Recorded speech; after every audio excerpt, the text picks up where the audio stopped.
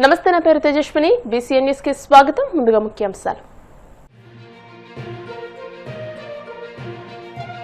రాత్రంతా వెలిగొండ ప్రాజెక్టు రెండో సరంగంలోనే ఉండి పనులు పర్యవేక్షించిన మంత్రి నిమ్మల ప్రాజెక్టు పూర్తి చేసేందుకు సీఎం చంద్రబాబు కృతనిశ్చయంతో ఉన్నారని వెల్లడి.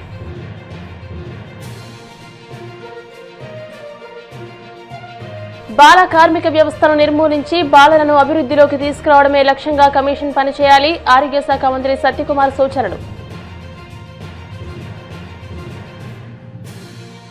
బాణపల్లి వెంకటనాలయంలో ప్రత్యేక పూజలు. మంగళ వాయిద్యాల నడుమ శ్రీ స్వామి అమ్మవార్లకు మేల్కొలుపు సేవ, ఐశ్వర్యలక్ష్మి హోమం. కార్పొరేట్ విద్యా సంస్థలు కోట్లు దండుకుంటున్నాయన్న తెలంగాణ రక్షణ సేన అధ్యక్షురాలు కవిత. ఫీజుల నియంత్రణకు చట్టం తీసుకురావాలని డిమాండ్. నిర్దేశిత గడువులోగా పూల సుబ్బయ్య వెలిగొండ ప్రాజెక్టు పనులు పూర్తి చేసేందుకు ముఖ్యమంత్రి చంద్రబాబు కృతనిశ్చయంతో ఉన్నారని జలవనరుల శాఖ మంత్రి నిమ్మల రామానాయుడు పేర్కొన్నారు. మార్కాపురం జిల్లా దోర్నాల మండలం కొత్తూరు సమీపంలో జరుగుతున్న ప్రాజెక్టు పనులను స్వయంగా ఆయన పర్యవేక్షించారు. ఇందుకోసం మంగళవారం రాత్రి రెండవ సరంగంలోకి వెళ్లిన మంత్రి బుధవారం మధ్యాహ్నం వరకు లోపలే ఉండి క్లిష్టమైన పనుల్లో నిమగ్నమైన కార్మికులు, ఇంజనీరింగ్ అధికారులు ఉత్తేజం నింపారు. గడువులోగా పనులు ఎలా పూర్తి చేయాలన్న విషయమై ఇంజనీరింగ్ అధికారులు, కార్మికులు, ఏజెన్సీ ప్రతినిధులతో చర్చించారు. పూర్తి వివరాలతో ముఖ్యమంత్రికి నివేదిక అందజేయనున్నట్లు మంత్రి వెల్లడించారు. వెలిగొండ అత్యంత కీలకమైనటువంటి ప్రాజెక్టు ఈ యొక్క కూటమి ప్రభుత్వానికి. ఒక పక్క ఫ్లోరైడ్ బాధితులు, మరొక పక్క కరువు రక్కసి మధ్య చిక్కుకున్నటువంటి ఉమ్మడి ప్రకాశం జిల్లాకి ఒక వరంలా ఈ యొక్క వెలిగొండను పూర్తి చేసి ఇవ్వాలని చంద్రబాబు నాయుడు గారి సంకల్పం.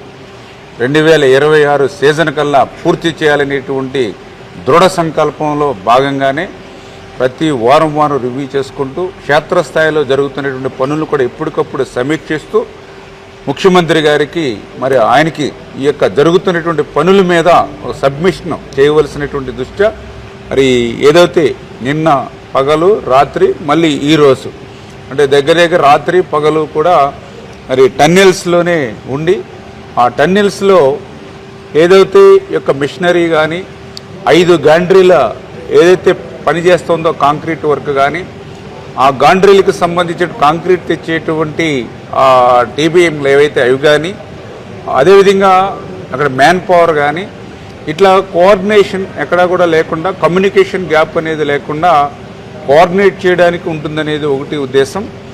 రెండవది ఆ యొక్క కార్మికులు కానీ ఆ ఏజెన్సీ కానీ ఆ అధికారులు కానీ, ఎందుకంటే నేను కూడా నిన్న ఈరోజు రాత్రి ఆ టన్నెల్లో డే అండ్ నైట్ జరుగుతున్నటువంటి పనుల్ని చూస్తూ ఉంటే చాలా క్రిటికల్గా, ఎందుకంటే కొన్ని చోట్ల క్లిష్టతరమైనటువంటి పనులుగా కనిపిస్తూ ఉన్నాయి. నిన్న నేను టీబీఎం దగ్గరికి టన్నెల్ 2లో పోతూ ఉంటే ఒక 30 మీటర్లు మనం నడిచి వెళ్ళే లోపల 3 చోట్ల కొలాప్స్ అయ్యి పడినటువంటి పరిస్థితి అక్కడ మనకు స్వయంగా కనిపించినటువంటి పరిస్థితి. నిజంగా హెల్మెట్లు పెట్టుకున్న అంత కొలాప్స్ అవుతే ఎవరు కూడా బయటకు వచ్చేటువంటి పరిస్థితి ఉండదు. వెంటిలేషన్ అవుతే చాలా ప్రాబ్లంగా ఉంటున్నటువంటి పరిస్థితి.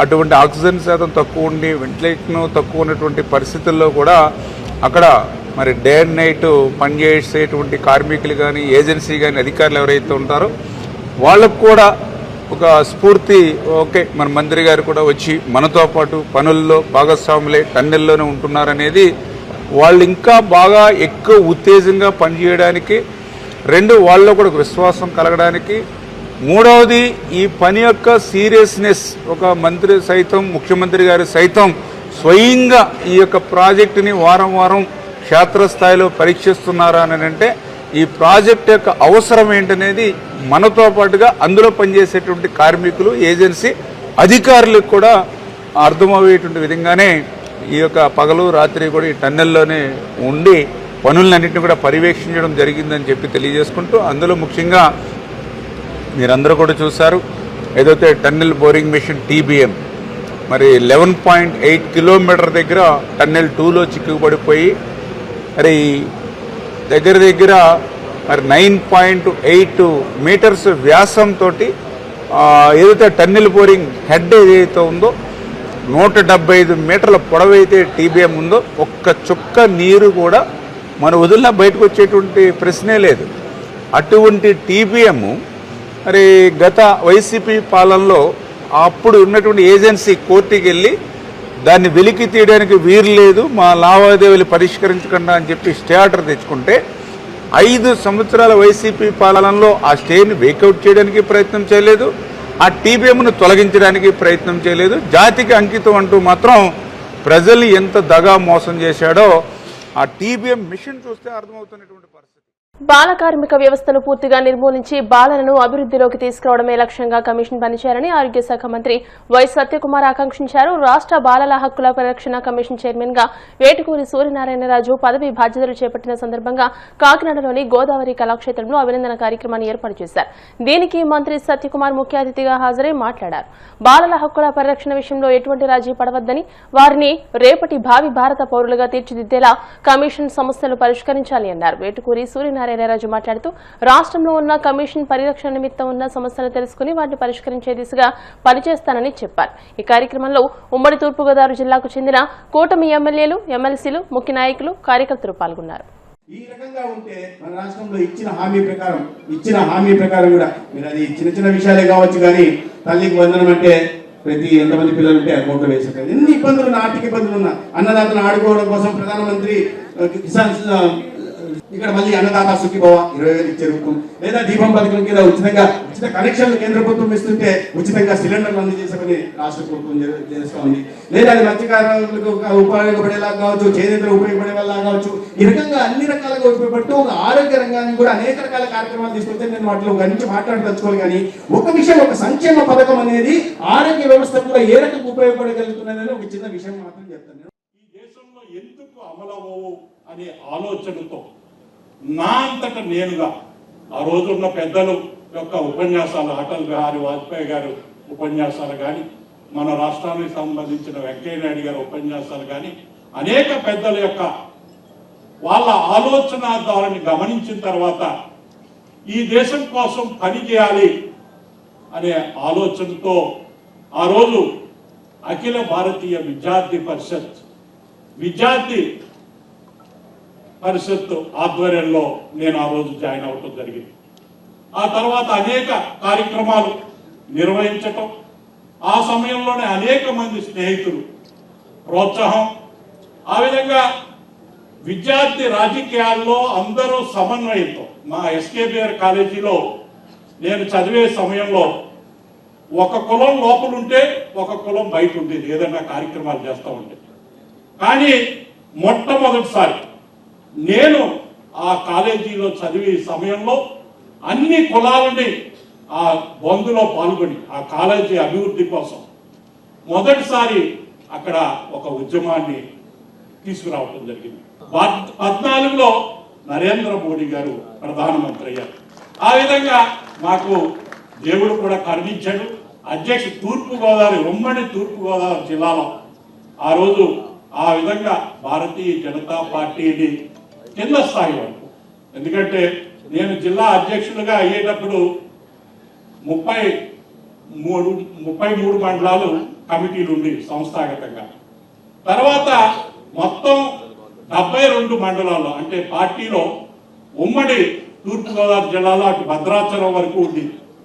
ఆ సమయంలో 72 మండలాల్లో కాను 69 మండలాల్లో సంస్థాగత ఎన్నికలు జరిపించాం.